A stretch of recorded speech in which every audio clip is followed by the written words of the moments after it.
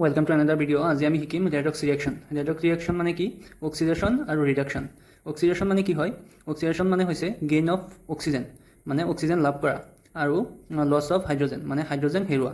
আৰু ৰিডাকশ্যনত কি হয়? গেইন অফ হাইড্ৰজেন, মানে হাইড্ৰজেন লাভ কৰা, আৰু লছ অফ অক্সিজেন, মানে অক্সিজেন লছ হয়। তো এতিয়া আমি এটা চিম্পল এক্সাম্পল ল'লোঁ, CuO solid plus H2 gas goes to Cu solid plus H2। CuO, ইয়াত এটা O আছে, অক্সিজেন আছে। এই অক্সিজেনটো ৰিয়েকশ্যনৰ সেইফালে গৈ কি হৈছে? Cu হৈ গ'ল, মানে ইয়াত অক্সিজেন এটা লছ হৈছে, অক্সিজেন এটা ৰিডিউচ হৈছে। তো অক্সিজেন ৰিডিউচ হোৱা, অক্সিজেন লছ হোৱা মানে কি কয়? অক্সিজেন লছ হোৱা মানে reduction. CuO reduce loss of oxygen, তো এইটোক আমি কি ক'ম? ৰিডাকশ্যন। আৰু হাইড্ৰজেনে কি কৰিছে? অক্সিজেন এটা লাভ কৰিছে, অক্সিজেন এটা লাভ কৰিছে, মানে H2O হৈছে, অক্সিজেন এটা লাভ কৰিছে। অক্সিজেন লাভ কৰিলে কি হয়? গেইন অফ অক্সিজেন, কি কওঁ আমি? এইটো অক্সিডেশ্যন। তো এইটো এটা চিম্পল ভিডিঅ' আছিল ৰেডক্স ৰিয়েকশ্যনৰ ওপৰত। তো মই ইয়াৰ ওপৰত চামাৰিটো অলপ কৈ দিছোঁ। ৰেডক্স ৰিয়েকশ্যনত কি হয়? অক্সিডেশ্যন প্লাছ ৰিডাকশ্যন, অক্সিডেশ্যন হ'ব আৰু ৰিডাকশ্যন হ'ব। অক্সিডেশ্যন মানে কি হয়? গেইন অফ অক্সিজেন, অক্সিজেন লাভ কৰে, আৰু লছ অফ হাইড্ৰজেন, মানে হাইড্ৰজেন হেৰুৱাই। আৰু ৰিডাকশ্যনত কি হয়? গেইন অফ হাইড্ৰজেন, মানে হাইড্ৰজেন লাভ কৰে, গেইন অফ হাইড্ৰজেন, মানে হাইড্ৰজেন লাভ কৰে, আৰু লছ অফ অক্সিজেন, মানে অক্সিজেন হেৰুৱাই। ৰিয়েকশ্যন এটাত অক্সিজেন হেৰুৱালে তাক কয় ৰিডাকশ্যন, আৰু হাইড্ৰজেন অক্সিজেন লাভ কৰিলে তাক কি কয়? অক্সিডেশ্যন।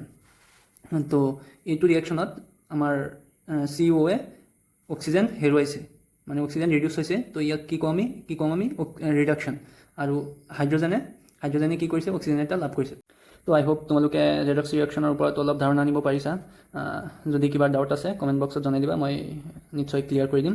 আৰু নেক্সট ভিডিঅ' আহিব, কেইটামান ভিডিঅ' মানে কনচেপ্টৰ ওপৰত বনাম। তাৰপাছত ক্লাছ 11-12ৰ কোৰ্চ ষ্টাৰ্ট কৰিম। কোৰ্চ মানে কনচেপ্টৰ ওপৰত ভিডিঅ' বনাম। তো এতিয়া মানে এনেই নৰ্মেলি মানে কিছুমান ট্ৰিক লৈ ভিডিঅ' দি থাকিম, তোমালোকে চাই থাকিবা। তো আজি আমাৰ এই ভিডিঅ'টোৰ ছেকেণ্ড টপিকটো হৈছে বেলেঞ্চিং অফ ৰিয়েকশ্যন। আমি ৰিয়েকশ্যন এটা কেনেকৈ বেলেঞ্চ কৰিম? তো এইটো ৰিয়েকশ্যন এটা বেলেঞ্চ কৰিবলৈ হ'লে আমি প্ৰথমতে ৰিয়েকশ্যনটোত চাব লাগিব মেটেল, তাৰপাছত চাব লাগিব নন মেটেল, তাৰপাছত অক্সিজেন আৰু হাইড্ৰজেন। তো আমি এইটো এটা ৰিয়েকশ্যন ল'লোঁ। এইটো এটা ৰিয়েকশ্যনত এইটো aluminium plus H2SO4 goes to Al2SO4 whole 3 plus H2। এইটো ৰিয়েকশ্যনটো বেলেঞ্চ হোৱা নাই এতিয়ালৈকে।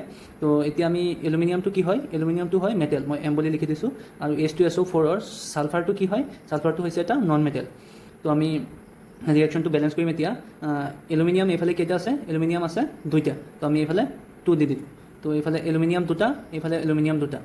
প্ৰথমতে মেটেলৰ কৰিব লাগে আমি। আমাৰ ৰুল মতে কি হয়? প্ৰথমে মেটেলৰ বেলেঞ্চ কৰিব লাগে। তো মেটেলৰ আমি কৰিছোঁ। এলুমিনিয়াম এইফালে আছিলে এটা, কিন্তু এইফালে আছে 2টা। তো আমি আগফালে 2এটা দি দিলোঁ, মানে এলুমিনিয়াম এইফালেও 2টা আছে, সেইফালেও 2টা আছে। তো আমাৰ মেটেলৰ কাম হে। তাৰপাছত কি আহে? Non metal. আমাৰ ইয়াত ছালফাৰ কেইটা আছে? এটা। আৰু এইফালে ছালফাৰ কেইটা আছে? ইয়াত 3 আছে, মানে ছালফাৰ 3টা আছে। তো আমি ইয়াত 3 বহাই দিওঁ। 3 বহাই দিলে আমাৰ এইফালে ছালফাৰ গ'ল, ছালফাৰ বেলেঞ্চ হৈ গ'ল। তো আমি নন মেটেল বেলেঞ্চ হৈ গ'ল। তো নন মেটেল আমি কাটি দিলোঁ। তাৰপাছত আহে অক্সিজেন এইফালে কেইটা আছে? অক্সিজেন এইফালে আছে 4টা, কিন্তু ৰিয়েকশ্যনৰ এইফালে কিমানটা আছে? ইয়াত আছে 4টা অক্সিজেন, আৰু ইনটু 3, 4 × 3 12টা অক্সিজেন আছে। তো আমাৰ এইফালে কিমানটা আছে? O4 × 3, ইয়াত আমি 3 দিছিলোঁ। নন মেটেলটো আমি বেলেঞ্চ কৰিবলৈ আমি 3 এটা দিছিলোঁ। তো এই 3 দিয়াৰ ফলত আমাৰ কি হ'ল? অক্সিজেনটো 3 × 4 মানে 12 অক্সিজেন হৈ গ'ল। আমাৰ ছালফাৰটো কি হ'ল? নন মেটেলটো আমাৰ 3টা হৈ গ'ল। নন মেটেল 3টা, অক্সিজেন 12টা হৈ গ'ল। তাৰপাছত আমাৰ কি চাব লাগে? হাইড্ৰজেন এইফালে কেইটা আছে? হাইড্ৰজেন এইফালে আছে 2টা আছে, আৰু 3টা, মানে 6টা। চ' 6টা থাকিলে আমাৰ এইফালে কেইটা আছে? 2টা। তো আমি বেলেঞ্চ কৰিবলৈ হ'লে, ৰিয়েকশ্যনটো বেলেঞ্চ কৰিব হ'লে, এইফালে আছে 6টা, এইফালে আছে 2টা। তো আমি ইয়াত আগত এটা 3 বহাই দিলোঁ। তো আমাৰ ৰিয়েকশ্যনটো বেলেঞ্চ হৈ গ'ল। 2Al plus 3H2SO4 goes to Al2SO4 whole 3 plus 3H2। তো আমাৰ ৰিয়েকশ্যনটো বেলেঞ্চ হৈ গ'ল। তো আজিৰ আমাৰ ভিডিঅ'টোৰ এটা চিম্পল টপিক হৈছে কেমিকেল ফৰ্মুলা বহুতৰ প্ৰব্লেম হয়। Na2SO4, ইয়াত আমি কি লিখিছোঁ? ছ'ডিয়াম ছালফেট কেনেকৈ হৈছে? ইয়াত Na আছে, Na মানে ছ'ডিয়াম। SO4 থাকিলে কি লিখিম আমি? ছালফেট। SO4 থাকিলে আমি কি লিখিম? ছালফেট।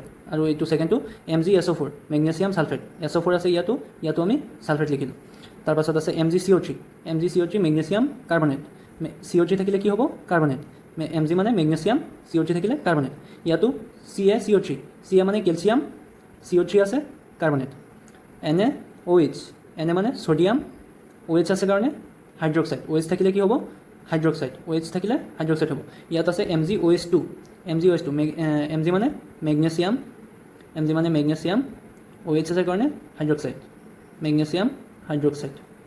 আৰু ইয়াত কি আছে AgNO3, Ag মানে কি চিলভাৰ, Ag মানে চিলভাৰ, NO3 থাকিলে কি হ'ব নাইট্ৰেট, NO3 থাকিলে নাইট্ৰেট হ'ব, NO3 থাকিলে নাইট্ৰেট হ'ব, চিলভাৰ মানে চিলভাৰ নাইট্ৰেট।